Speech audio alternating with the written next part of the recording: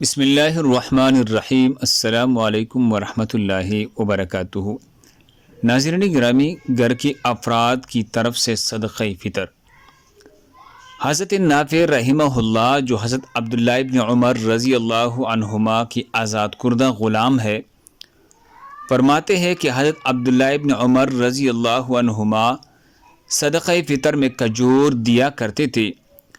ایک مرتبہ اہل مدینہ پر کھجور کا قحط ہوا تو آپ نے جو کی صورت میں صدقہ فطر ادا کیا۔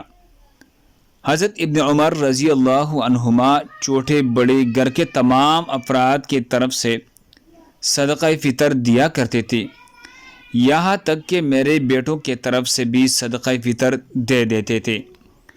نیز ابن عمر رضی اللہ عنہما صدقہ فطر ان کو دیتے جو قبول کرتے، اور عید الفطر سے 1 یا 2 دن پہلے دیتے۔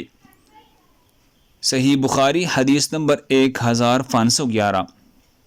تو ناظرین گرامی، ہر صاحب نصاب شخص پر اپنی طرف سے اور اپنے نابالغ اولاد کی طرف سے صدقہ فطر ادا کرنا واجب ہے۔ اللہ ہم سب کو اس پر عمل کرنے کی توفیق عطا فرمائے۔ دوسرے مسلمانوں کے فائدے کے لیے آگے ضرور شیئر کرے۔ جزاک اللہ۔